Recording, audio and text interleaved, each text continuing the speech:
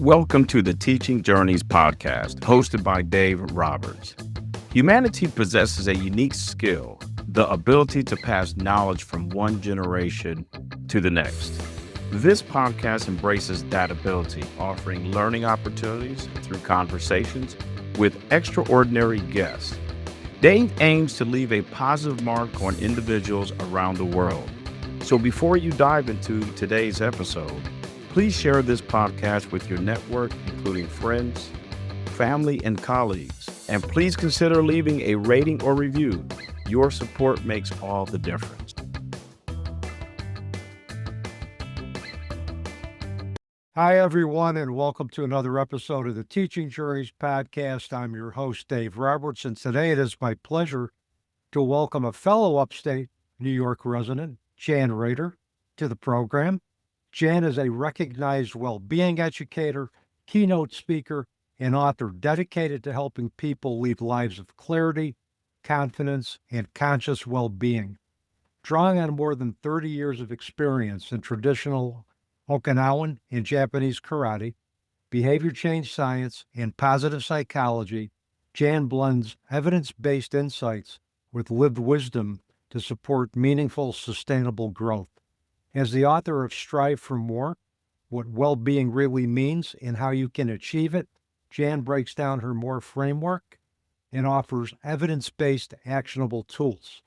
She delivers dynamic keynotes and workshops that help individuals and organizations make the mindset shifts that lead to lasting change. Having fought in over 10,000 sparring rounds, Jan deeply understands how practice, self-discipline, honor, and perseverance shape growth. That experience has also taught her a vital life lesson. The moment you start taking things personally, you lose your center on the mat and in life. A national AAU karate gold medalist and former senior instructor and business manager at U.S. Budokai Karate of Albany, Jan also earned both her bachelor's and master's degrees in just 4 years. Through her work as a Self-Care Sensei, she empowers others to strive for more and to live with purpose, energy, and heart. Jan, welcome to the Teaching Journeys podcast. It's a pleasure having you on the program today. It's an honor to be here. I'm so grateful that we connected and that we're doing this today. I'm so excited. Yeah, we, through the wonders of social media, you reached out to me, told me what you do, told me your story, and asked if I would consider you to be a guest on the podcast, and certainly your experiences, what you do to help others, with the other guests that I've had on the podcast, and the fact that you are a fellow upstate New York resident. You live in Scroon Lake, which is my understanding outside of the Lake George area, right in Yes, that area. it's a little north of Lake George, yeah. And you're live about 4 hours from me, and we have to look out for fellow upstate New York residents. Yep. But obviously your experiences and stories is something that I think will resonate, deeply with my audience. So again, I'm grateful to have you on the program today. My first question for you: tell our audience about the experiences that have contributed to you becoming the Self-Care Sensei. I love this question. I use that term, the Self-Care Sensei, because I've had over 3 decades in traditional Okinawan and Japanese karate, which I always like to say this when I talk about this. It's different than Taekwondo. Taekwondo is, they use the term karate a lot in Taekwondo marketing, but Taekwondo is Korean. And so it's a completely different martial art. My discipline was in Okinawan and Japanese based karate. So it's slightly different, more 50-50 hands and feet. Taekwondo is a lot more kicking. So that being said, for any of those folks out there that know anything about that, that's to clarify that. But the word sensei, a lot of people know what that is, and they know that it's tied to the martial arts.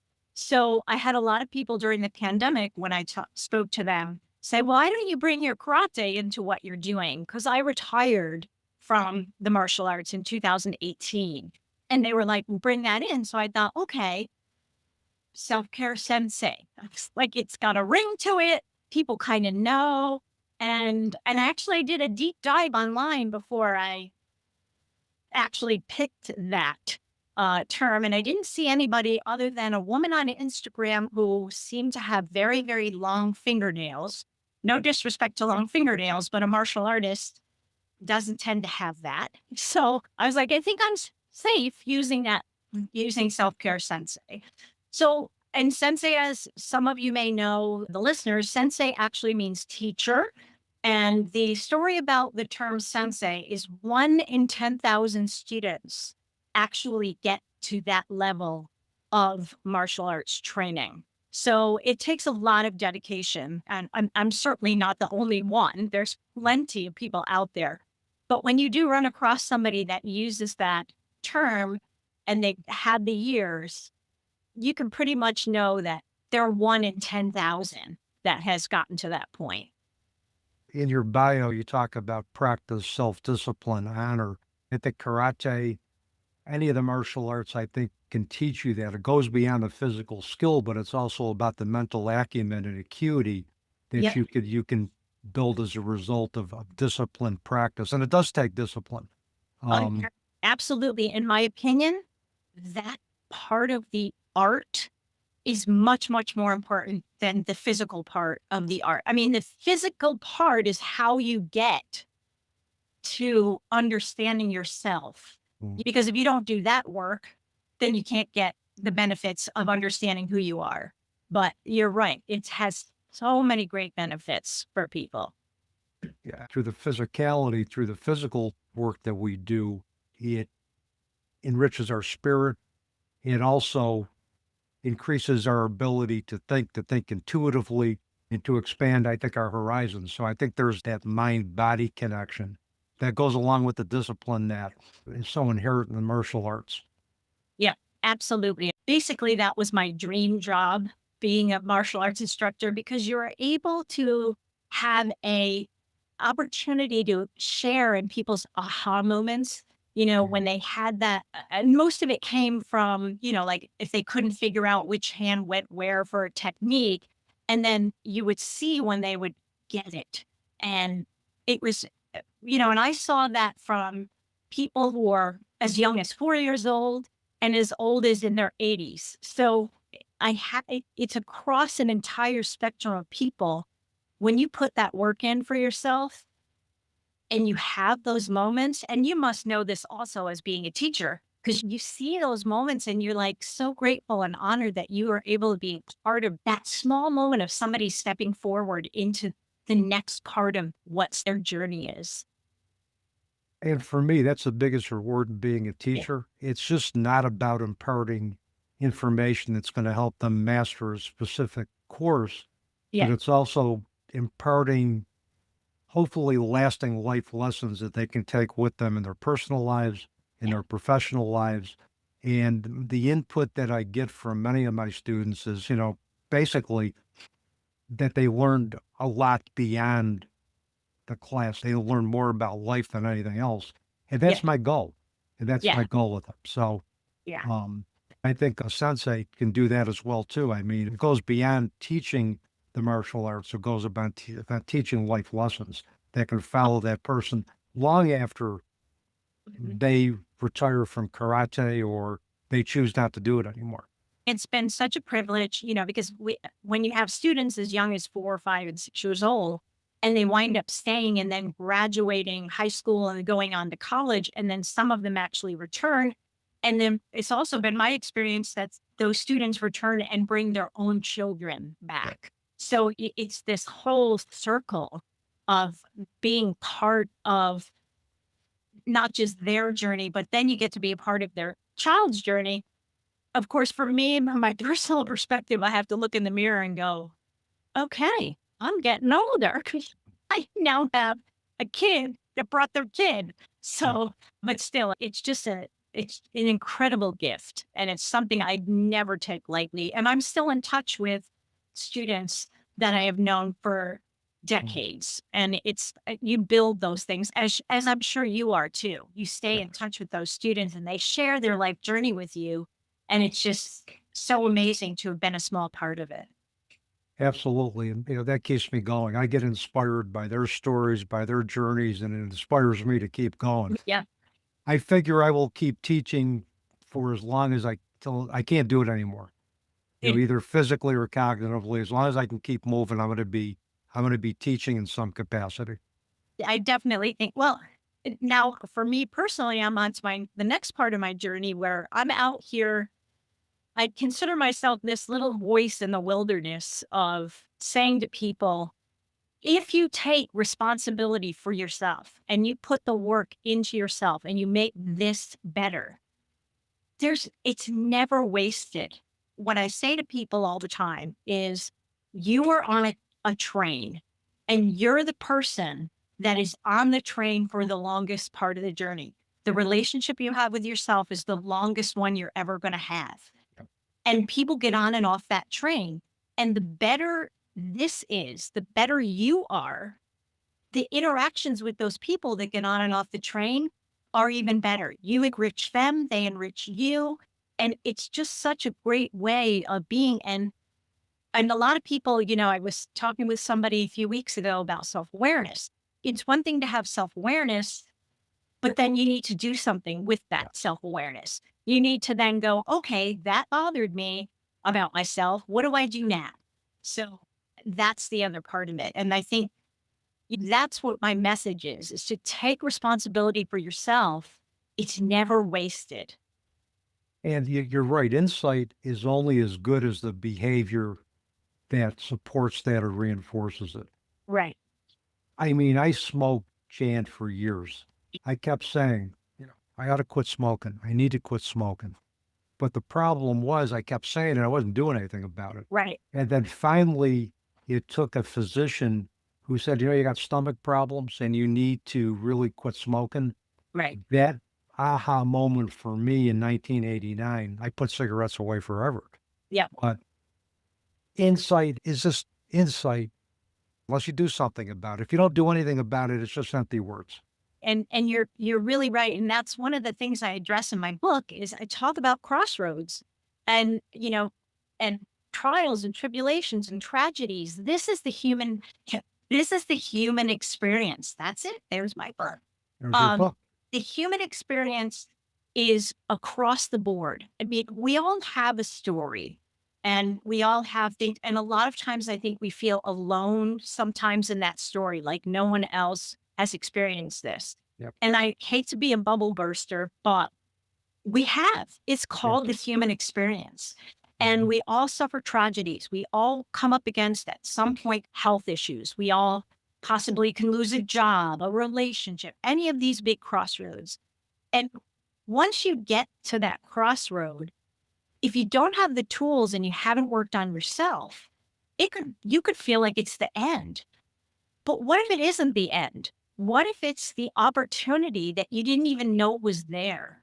And if you are learning about yourself and focusing on being positive, all of a sudden you might see something differently than what you're, quote, wallowing in. Now, look, I don't have anything against somebody doing the little bit of pity party wallowing at the beginning, because I did it myself when I received a couple of health diagnosis. And I was like, oh my gosh, what am I going to do now?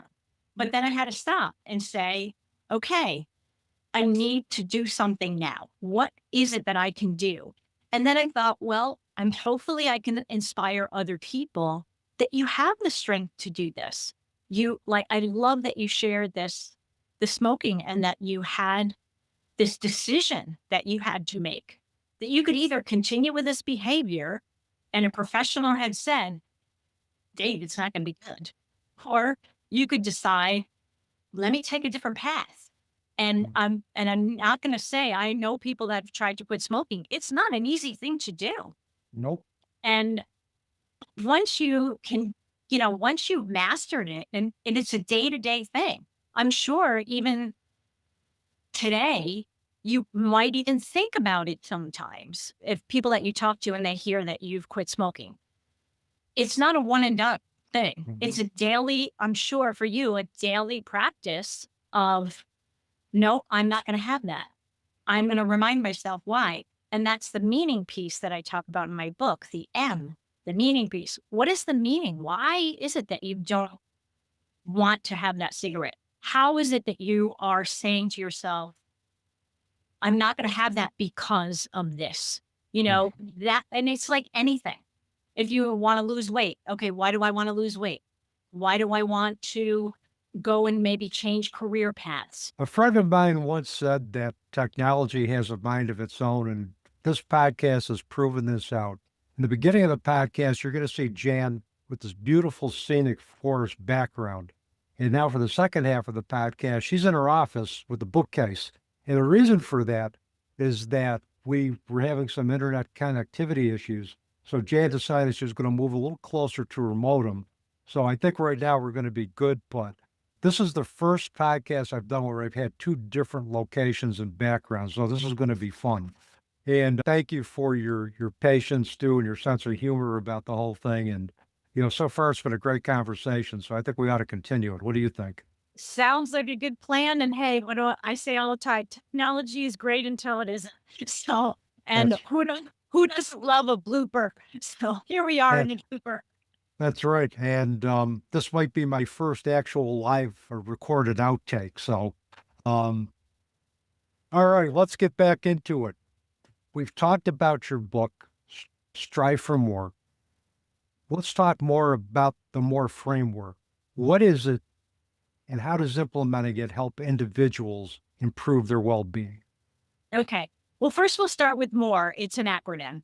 M period, O period, R period, E period, meaning optimism, relationship, engagement.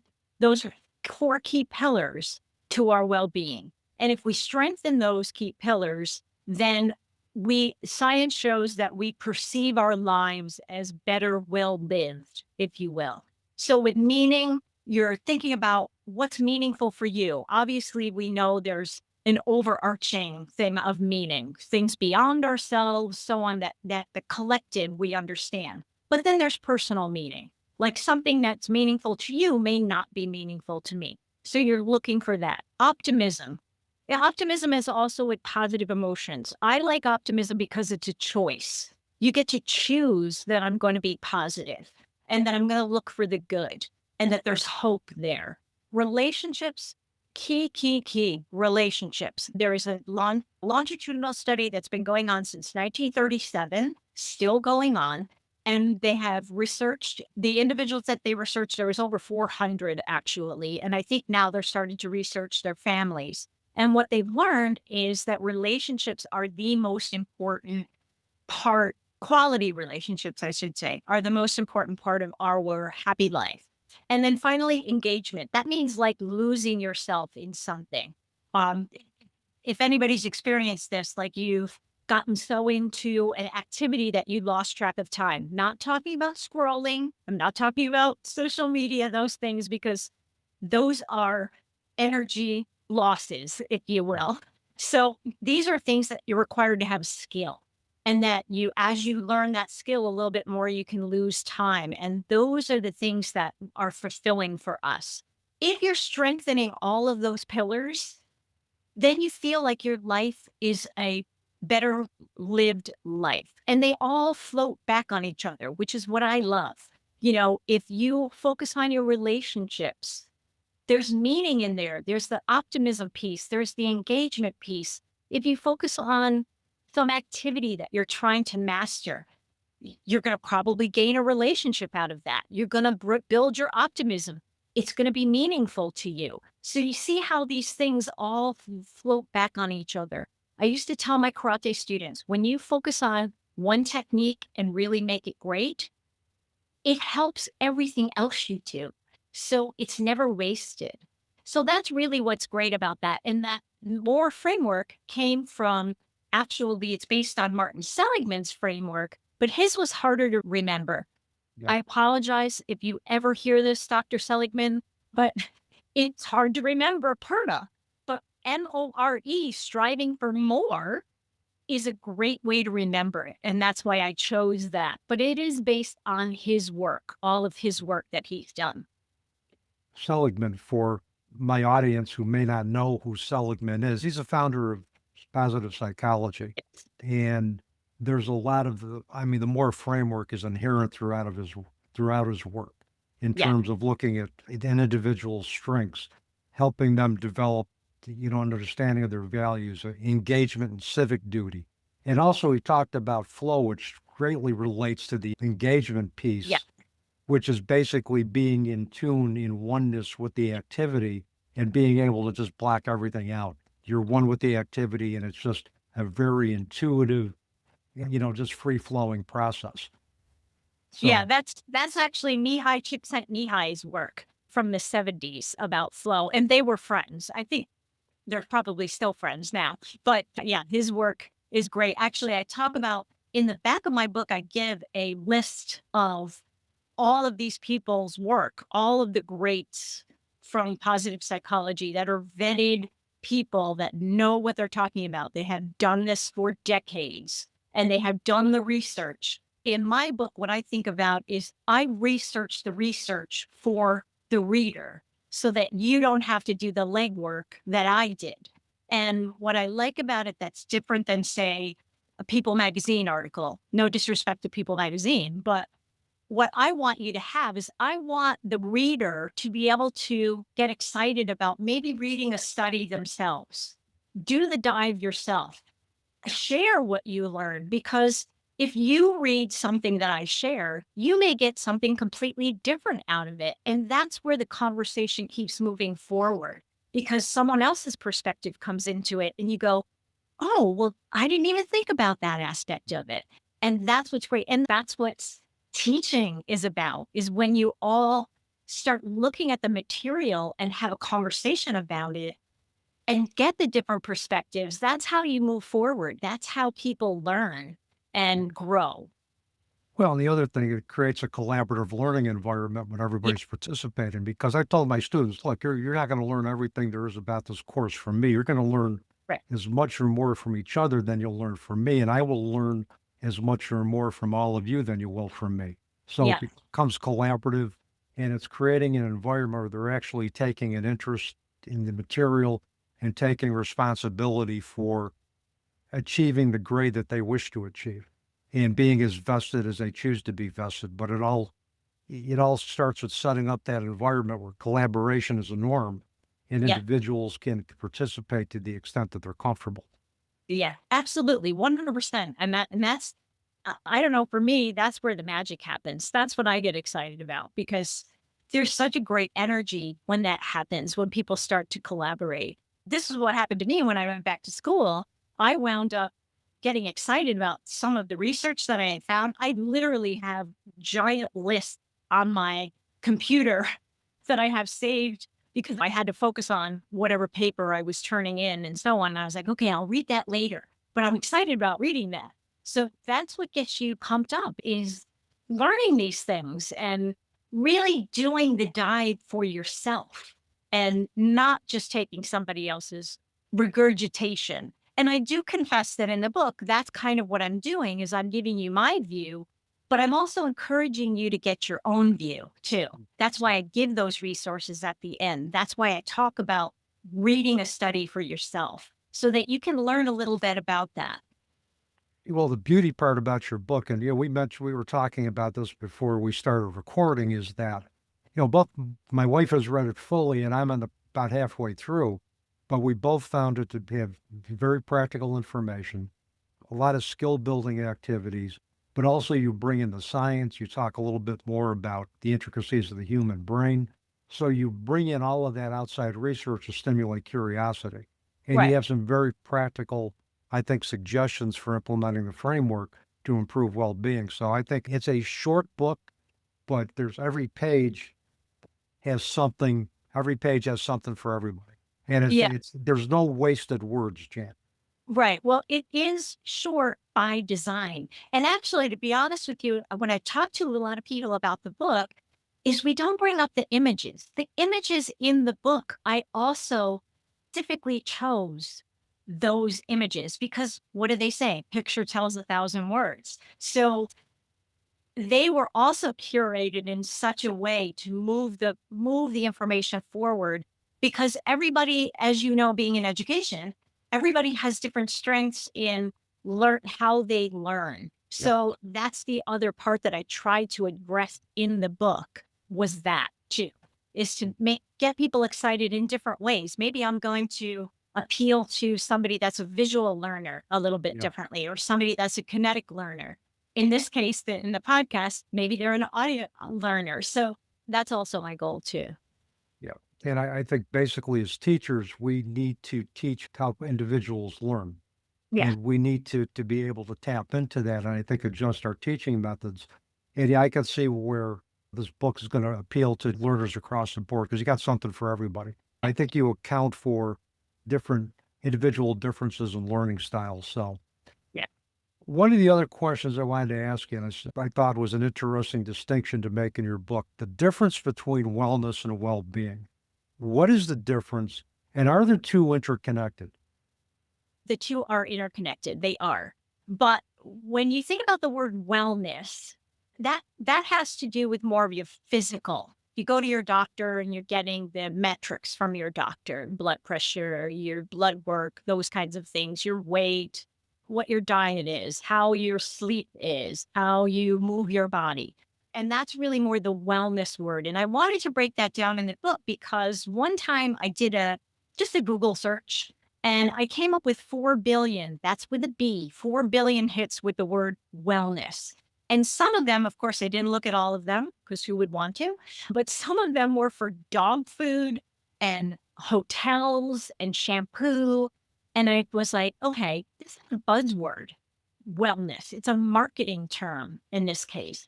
And so I thought I really wanted to find that for people that, that shampoo that you buy isn't necessarily going to improve your wellness. Not that it's not good for your hair and all that kind of stuff. But so being interconnected, that is interconnected to well-being. And we think about well-being, that's a little bit deeper. That's your psychology. That's your emotion. That's spirituality, if you will. And when I say spirituality, I'm not talking about religion, like what is meaningful for you. Because when you think about something, if everybody that's listening to this right now think about something that's deeply meaningful for you, you almost feel like you have a spiritual connection with it, that you have this deep connection with it. And that's part of the well-being when you think about when you see the term well-being. But if you think about both things, wellness and well-being, if I feel better physically, I feel better emotionally, psychologically, that spiritually even, and vice versa. That's why I said before at the beginning of our podcast here was nothing is wasted. When you work on yourself, it's never wasted. And so when you focus on, maybe I need to think about what's meaningful to me. What is it that gives me optimism? What am I optimistic about? What kind of relationships do I need to, cater to that I have to build? Maybe I want to start a new hobby, and I want to engage in that. So when you're thinking about those things, it's going to float back onto your wellness. You're going to maybe sleep better when you have your relationships curated in a better way. And maybe in the meaning piece, I'm thinking about what I'm truly grateful for. That will help you sleep. That will also make you decide to maybe choose a different thing to eat. We talked about earlier about you quitting smoking and the meaning piece, that what's meaningful about why did I decide to quit smoking? Yes, my doctor told me to do it, but he doesn't live in your house. So you had to really decide, why am I doing this? Maybe you connected with family. I don't want to leave my family earlier. I want to be able to be there for them. I want to be able to experience what they experience. So that's why the two go together. And any work that you do on either one is helpful to both of those things, your wellness and your well-being. It's interesting you mentioned the smoking example because I had struggled with smoking when I was a young man, and I smoked probably for about 12 years. And I tried quitting off and on. And quitting smoking is one of the more difficult addictions to get rid of because nicotine is almost immediately addictive because nicotine goes right to your bloodstream and it Yeah. has an immediate effect. But what I think helped me find meaning and ascribed meaning to me having to quit was when my doctor said, look, if you don't quit, you got stomach problems and it isn't going to get any better. So that was for me, that was the absolute red line. So Yep. I just said, hey, it's not worth my life. It's not worth my health. So I just quit. And I haven't picked up a cigarette since 1989. And you're absolutely right. It is difficult. And someone else listening to you may think, wow, I tried to do that too, and I wasn't able to. That's why the meaning piece is so, in my opinion, so important. Because, like, for example, I've talked to many, many people that you try to lose weight. So, which is a big thing with people. I always say attach meaning to something that you can grip onto when that you're being pulled back into the fray of whatever it is you're trying to avoid as far as eating is concerned. So I don't know, maybe it's putting an outfit up that you want to fit into. Maybe it's an event. The only other part of that that I like to add in is don't get too focused on the end goal because there isn't an end. It's like I said before when we were talking about your smoking, there probably are some days where it might cross your mind about having a cigarette. You've got to have something that pulls you back because just because you stopped in 1989, you're still living, you're still here, Mhm. and you could still be pulled in that direction. You know what I'm saying? So it's not over. It's the same thing with, I've talked to many, many people about weight loss goals. Now, like, don't focus on the reunion, the wedding, the event, because once the event passes, then in your mind, you think, oh, I can just go back to the way I was before. It never ends. It's not an end. It's a continuous thing until you die. Sorry. I mean, but we're all going to die. That's why it's a lifestyle. It's the way that you look at your life that this is who I am now. And I Mhm. think that's also the meaning piece of it. Yeah, and I think you're absolutely right. And, I mean, if we look at an end game, there's no end game. We continue to evolve. Our goals continue to evolve as we evolve. And we also have to keep in mind the the point about surrender, which means that you look at it a day at a time, and you realize that if you succumb to the triggers that contributed to you smoking or to going into overeating again, that may be the event that triggers full blown relapse into both of those things. So it's keep being mindful of the fact that you keep with the plan, you do it every day, and Yeah. realize don't try to deny the triggers, but Right. learn how to manage them and live with them so that you can continue to progress and achieve your goals. Absolutely. And that's what goes back into the self discipline that Hmm. I learned from my decades in the martial arts is self discipline is a practice. It's something you do every single day. Hmm. And that doesn't mean it's easy. But actually, the harder it is, the more character you build as a Yeah. person. Yep. Because you feel that much stronger about yourself. And I Hmm. think about my karate students having a difficult time trying to master something in, either kata, which is a form, sparring, kumite. These are Hmm. all forms and parts of what we're doing, kicking, punching, whatever the physicality of it is. When you have difficulty with that, the more that you work on it, once you master it, no one can take it away from you because you did the work and you mastered it. And you get to feel, I'm much stronger than I thought I was. And that's what propels us forward. And then when that difficult moment comes, you know that you have the strength to handle it. When that Hmm. crossroad that I said everybody comes up against one or another, or some are big, some are small. And sometimes the small ones are the ones that really do people in. Yeah. And but you have built that resilience and that strength and that grit to get yourself through those things and know that you can get through it. Absolutely. Typically, we develop resilience as a result of challenge and nothing else. I don't think we ever truly develop resilience from all the good things that happened in our life. It's usually those challenges Right. that take it to a different level, that cause us to take a look at our priorities and our values and decide, okay, what's going to change, what's going to shift, and how can we develop resilience in a world that's now different for me? Yeah. And one of the things that I've been doing on my social media is every single Wednesday, and we've been doing this for it's almost 2 years now. I have what I call the What Went Well Wednesday.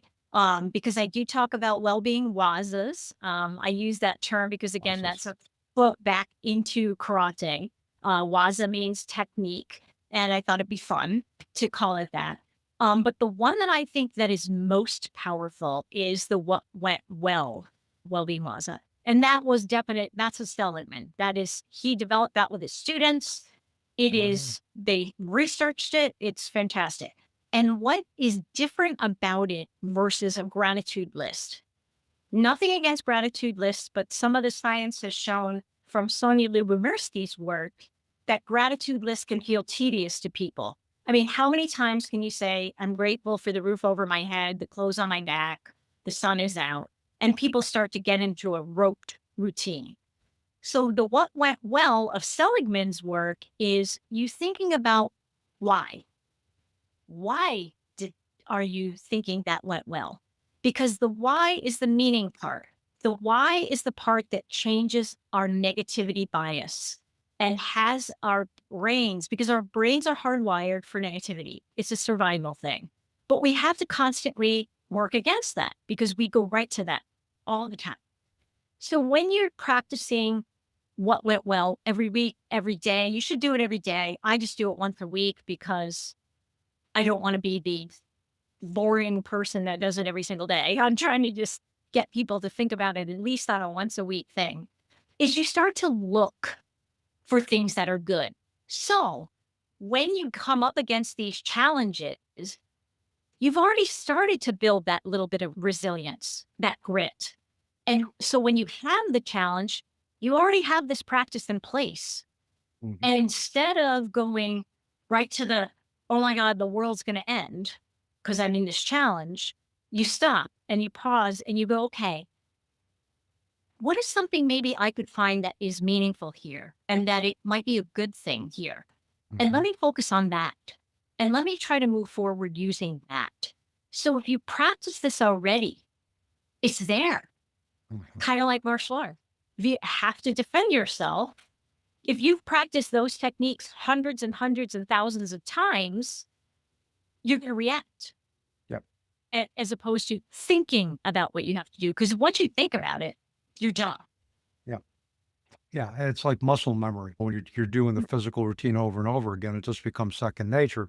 And I Yeah. think it's the same with how we develop our mental outlook as well too. Hey, you mentioned something about gratitude. I think gratitude's a great thing to have, but you're right, it can become kind of robotic. I mean, that's our gratefulness should be inherent in our actions anyway. You're And right. gratitude should be, I think, a part of some other guiding principles. I just started taking a Reiki 1 training, and we learned about Mikao Usui's 5 guiding principles of Reiki. And one of Mhm. them is gratitude. The Yep. other is, for today, I won't be angry. For today, I will not worry. For today, Right. I will work hard. And for today, I'll be kind.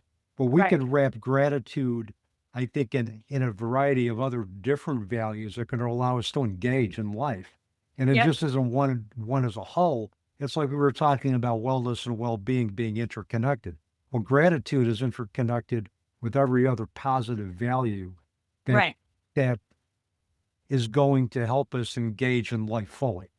Yeah. Absolutely. And what I think is gratitude isn't soft. I mean, people think of it as soft and Pollyanna. And, because I'm a silver lining person, I'm the glasses half full person. I've always been that type of person, except what I alluded to earlier when I came up against some health issues myself. I wound up not recognizing myself. But luckily for me, I'm back to it now because of these things that I've done academically. Just because I have a positive outlook doesn't mean that I'm having my head in the sand about life having challenges. That's not the point of it. The No. point is knowing that I'm going to be able to make it through the challenge. And on the other side of the challenge, it may not look like I think it's supposed to. I might have some, and this happens, people listening right now might have an example in their head, where you think, well, I want it to work this way. I think maybe one of the really good examples is say you really want a job and you're going to do everything you can to get that job. And then you're denied the job for whatever reason. Right away, we go to, I'm not worthy, I'm terrible, I'm this, I'm that. We go to the negative. What if you changed the way you thought about it and thought, maybe that wasn't the opportunity that was meant for you? Maybe the fact that that door closed, the window in the room is open, and maybe that's where you have to have your focus to be. Maybe it was a good thing that you didn't get that. It's all in the matter of perspective. And I think that's the difference with the way Seligman looks at things with this optimism. That's why I like the optimism, thinking about it, because it's a choice. And it's not denying that things are tough, because we all know they are. Everybody's experienced tragedies and things that have happened in their lives. It all is a matter of how you transcend them. How do you transcend them, move forward, honor what's happened to you, but also grow from it? And then ultimately inspire other people. You know, you've heard tons and tons of stories about people having terrible, terrible tragedies, but they wind up being an inspiration to other people. Yeah. Which is what you want to be. I do anyway. Yeah, I teach a death, dying, and bereavement class at Utica University. And, death, as you know, many in society are a death avoidance society. It's not Right. something that we want to talk about. Right. But I ask my students occasionally, visualize a world without death. What would that look like? Where nobody died? Certainly we could circumvent a lot of pain by going through the physical loss of a loved one. One of the things that we talk about is, would there be growth in a society without any type of tragedy, without any type of challenge? If everybody lived forever, there wouldn't be anything to learn from Right. our mortality. Though death is not welcome, it is a transition. It's part of life. Right. And typically we don't learn from things other than challenge. And Right. so if we eliminate the challenge, where's the growth? I love that you said that, because as you were talking about everybody is just still here, how is it that you actually appreciate life then? Yeah. When you don't get to either witness or experience or know someone that has had a tragedy related to death. And how is it that you don't appreciate life then? I have somebody that I know that unfortunately several years ago, her nephew had shot himself. He's deceased and he was very young. They weren't sure whether it was if it was a mistake or if he intended. And she locked herself in the house for years. And I understand the grief. I mean, nobody wants to see a child die. No one does.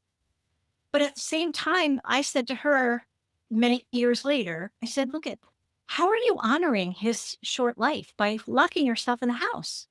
You're dishonoring him. He can't be here doing things that you could be doing. Every time that you go out and you do something, that's honoring him. I have another friend that his granddaughter had a rare form of cancer, and she passed away at 9. And she said something to him that has stayed with me forever. Toward the end of her very short life, she held his hand and said, Grandpa, you're going to be okay. And so am I. Now, this is a 9-year-old saying this to a mature adult. And I mean, granted, it's grief, it's horrible. You're watching your child waste away and so on. But she actually got it. She understood the incredible gift that life is. And she said to him, you're going to be okay. And I still get welled up thinking about that, because that's such an incredible insight from a 9-year-old. And we can learn so much from that type of a statement to make to somebody. Absolutely. And young children tend to be very intuitive anyway. Yes. And who knows what inspired that wisdom? It could have come from a place that science is dared not to go to. Right. Absolutely. So, I mean, so that could be also another possible explanation, but, we're coming close to our time, Okay. but I got a couple other questions for you. And the Sure. first is, totally unrelated to anything that we've talked about in this podcast, but I'm going to ask you kind of my surprise question that I will pop on certain guests. So here's the question I have for you. If you could script the perfect day for yourself, what would that perfect day look like? Okay, my perfect day is obviously waking up. And actually, these are some of the things I actually do every day. I always smile right when I wake up. Even when my eyes close, I smile because it tells my brain things are good. And I kind of pause for a moment and say, I'm still here because 180,000 people die every single day. So that's according to the World Health Organization, I believe. And I looked that up a few years ago. It might be different now. So that's one thing. And then my next thing is being able to take a walk outside and it doesn't matter to me whether it's raining, snowing, sunshine, so on. Getting outside and breathing in the air and just listening. I love to hear the birds, the wind on my face. If the sun is out, you can feel that warmth on your face and having a nice warm beverage. I'm a tea drinker. I have a warm cup of tea. I take time in the morning and then I go and do a workout. And I do something for myself. I like to lift weights now. I also do a lot of walking, hiking. And then toward the end of the day, I think having a good conversation with somebody. Most of the time, I do take care of my 95-year-old mother. So I try to call her every day and I try to talk to her because I think it's so precious. I'm not going to have that much time left with her. So I get to speak with her daily, even though she doesn't live here. She lives in Florida. And then I think I'd end my day with, I love watching things on the History Channel. So I always like to watch something that has me learn something. I like to, learn about history. I like to learn about things that people are doing. And there's so many options on the History Channel. That, and then at the end of the day, I always end my day with what went well exercise. That's always how I end my day. I'm not a journaler. I don't write things down, but I take the time before I go to bed to think about what went well today. And it really makes a huge difference with my sleep and how I approach the following day. So that may sound boring to people, but I love that kind of day. And again, the conversation can sometimes also mean meeting a friend for a hot beverage somewhere or, going to one of the local places here.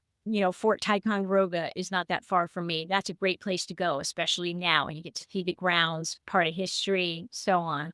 So those are the kinds of things for me that are my perfect day. Well, that'd be a perfect day in anybody's book. You live in the mountains, you've got nature, Yeah. you're taking care of your mind, body, and spirit well-being. That's a great day, period. Yes, absolutely. 100%. And noticing the little things, Mm. noticing those little things. That's the important part. I think people overlook that in the hustle and bustle and busyness. They don't notice it. I'll just tell this really, really quick story. When I was managing the karate school, a lot of times during the day when there was no classes, I had to run around and do things that needed to be done. And I remember I was in a parking lot of a place and it had just rained and there was two little birds taking a bath in a puddle in the parking lot.